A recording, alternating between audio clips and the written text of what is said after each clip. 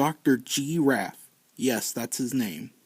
Now you're probably wondering, why did they choose a giraffe as their mascot, as opposed to something like a dinosaur? Well, I don't know. Yeah, so it's never been revealed why their mascot is a giraffe, but I have two possible theories. Number one, Charles Lazarus absolutely loved giraffes, and it was his favorite animal. And number two, giraffes were common animals that were made into toys around the time. I think that one makes a little bit more sense. But whatever the reason, Dr. Geoffrey was the mascot, and his face was everywhere, from the stores themselves to the print advertising telling people to come on in and that toys are us.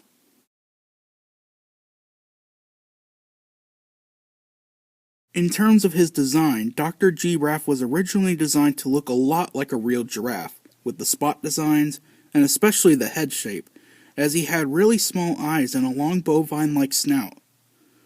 And those weird horn things. Now unfortunately there's no mascot suits of Dr. Geoffrey, or even any commercials with them. I guess the company didn't think he was popular enough to be marketed yet. But do you know what was marketable? Toys R Us.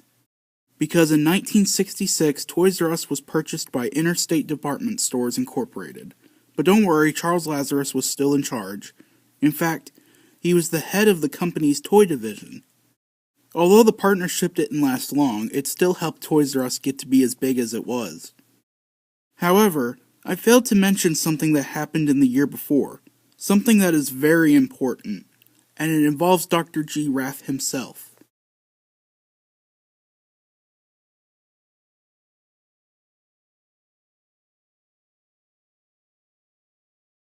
Toys R Us.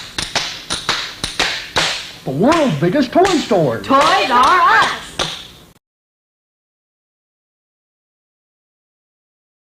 In 1965, 1 year before Interstate bought Toys R Us, Dr. Geoffrey went through a change. Now it wasn't anything big, but it was still important, and that was his name. That's right, Dr. Geoffrey was no more, and now has the name that we all know and love, Geoffrey. And it was a perfect time to change, since this was when Toys R Us really took off.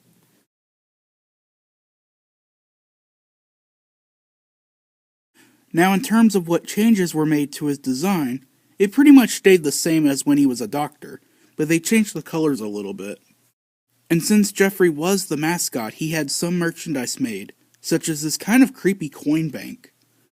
Geoffrey made his official commercial debut in 1973, where he was seen dancing in the streets with hundreds of children. Sadly, as of 2021, the commercial is lost media, but I can confirm that the commercial I showed earlier was from 1972, and was most likely a local commercial, not as widespread.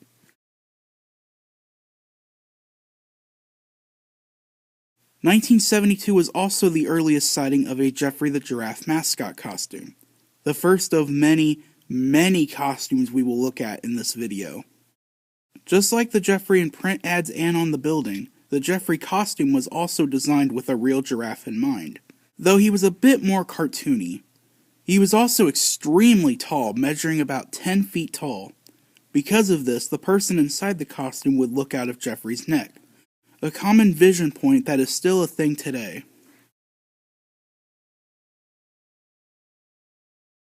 "1973 brought a few changes, some good, some bad, but mostly good, at least for Geoffrey.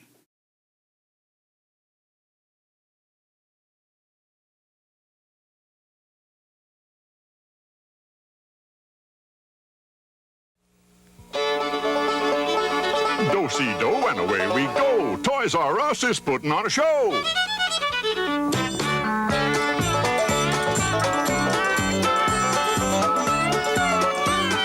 Toys R Us.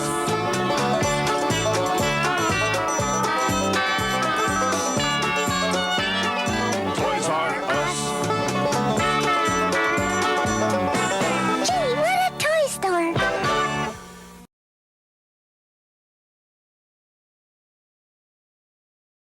Around 1973 or 1974, Geoffrey went from a single man to a family man, as more giraffes were added. These include his wife Gigi, which is also the name of my cat, his daughter Baby G, and his son Geoffrey Jr. Around this time, Geoffrey himself was redesigned to better resemble his family. No longer would he have realistic giraffe proportions, but now he's going full cartoony. Some of these changes include having overall much rounder features, like his head and his nose.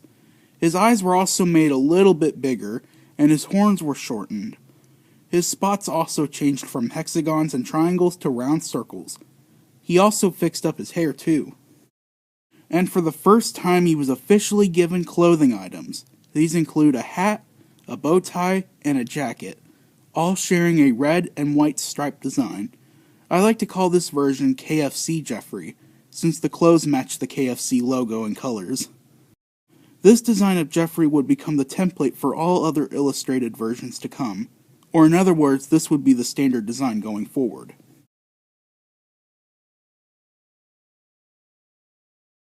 With all these new changes, the company created new mascot costumes of Geoffrey and his family that would be used at the stores, as well as in the commercials.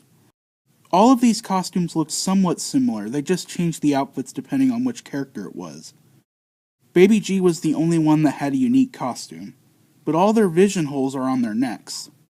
Speaking of their necks, you may have noticed that each character is wearing a collar on their necks. But the thing is, these are only on the mascot suits, not in the advertising material. You see, each character had a separate headpiece that was disconnected from the rest of the body and neck. The person in the costume would wear a harness that has the head on it, and the neck would be velcroed on and the collar would be added to hide the seam as to not ruin the magic for the kids.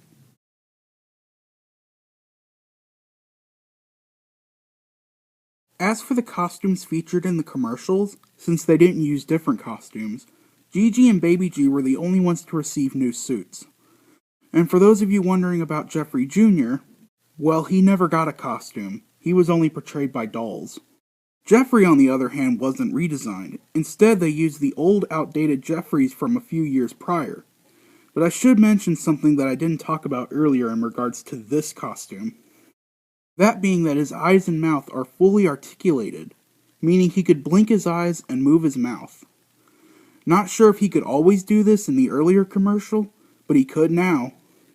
This may actually be one of the first examples of articulated mascots. Chuck E. Cheese wouldn't use it until 1982, and Disney wouldn't use it until 1983.